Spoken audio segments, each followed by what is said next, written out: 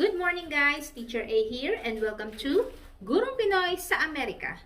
So for today, ang lesson natin ay power theorems ng chords, secants, and tangents na nasa circle.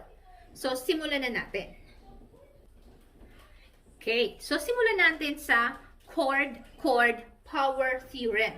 So ibig sabihin, meron tayong dalawang intersecting chords sa loob ng circle. So, let's say, itong segment na to ay si A, ito naman si B, this is C, this is D. So, sa chord power theorem, ang sabi, si A times si B, so AB is equal to, sa product din ni C at ni D, CD. So, paano ba yon? Let's have example number 1. So, example number 1, suppose si segment A, from here hanggang dito, ang measurement niya ay 12, and then si B ay 7, ang C natin ay missing, and then si D ay 14. So, paano natin kukunin yung measurement ng segment na to? So, following this formula, si A natin ay A. So, yung magkarugtong na segment sa chord, yun yung i-multiply natin. Okay? So, si A, A is 12 multiplied by B. Si B ay 7. Then, equals, si C ay X. And then, si D ay 14. So, therefore, ito ang ating math sentence. So, 12 times 7 equals 14x. So, solving this equation, para ma-solve natin si X, 12 times 7 ay 84 equals 14x. Para matanggal si 14, i-divide both sides by 14 para ma-cancel out siya. Kasi 14 divided by 14 ay 1 times x ay x na lang. And then 84 divided by 14, that will give us 6. So therefore, itong measurement ng side na to ay 6. So, to check kung tama yung sagot nyo, i-multiply nyo lang yung magkarugtong na segment ng chord and dapat equal siya doon sa, again, sa product ng magkarugtong na pangalawang chord. So, itong ating chord power theorem. Now, punta naman tayo sa pangalawa. Yun ang tinatawag nating secant power theorem. Mula sa title itself, ibig sabihin, ang given naman natin ay dalawang secants. So, to illustrate, so ito ang ating drawing. Meron tayong circle and dalawang secants. So, review natin kapag sinabing secant, tinatouch niya or ini-intersect niya ang ating circle sa 2 points. So, yun yung isa, yun yung pangalawa sa ating first secant. Sa ating second secant, itong first intersection, ito naman ang ating second intersection. So, ano yung secant power theorem?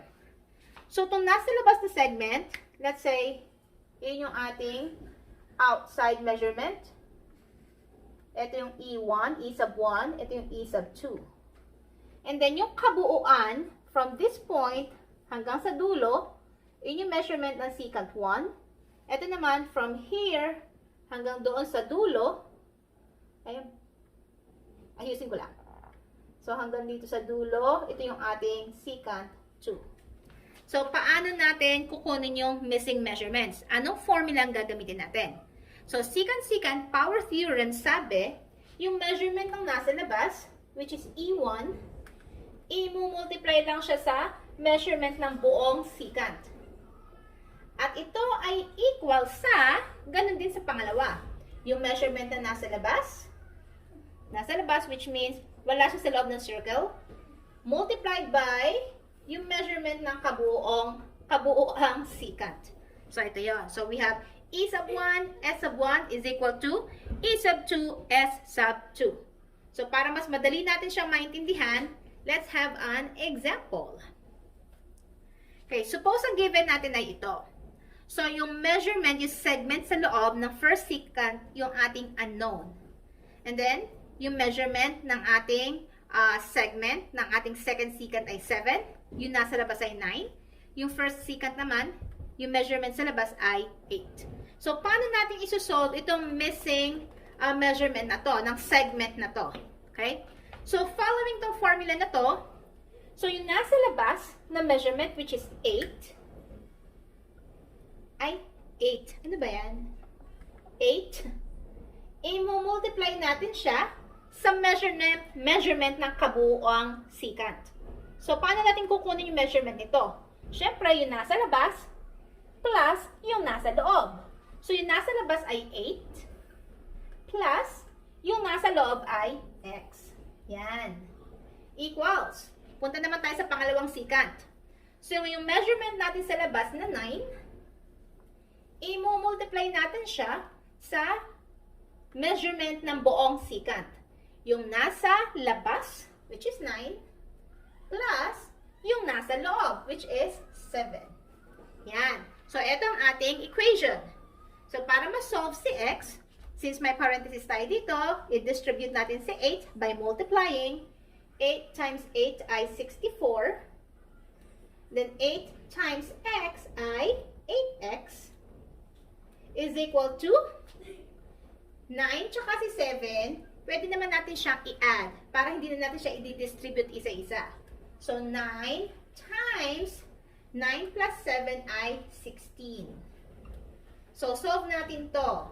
So, habang sinusolve natin yon, kopyahin natin yung nasa left side na 64 plus 8x equals 9 times 16 ay 144. So, para ma-solve si x, matira si 8x dito, ilipat natin si 64 sa kabila. So, we have 8x equals 144 minus 64. So, that will give us 144 minus 64 ay 80. So, to solve for x, para matanggal si 8, divide both sides by 8. So, si 8 ay makakancel out kasi equals 1 siya. Matitira si x is equal to, solve natin yung right side. 80 divided by 8 ay 10.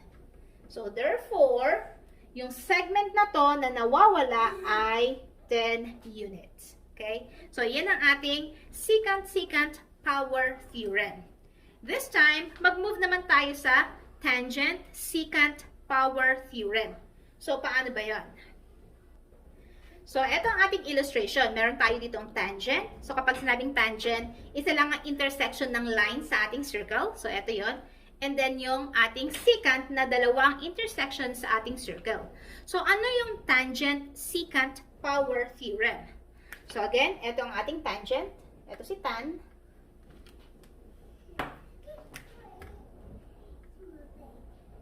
And then, ito ang ating secant. From here hanggang dito sa dulo, yun ang ating secant.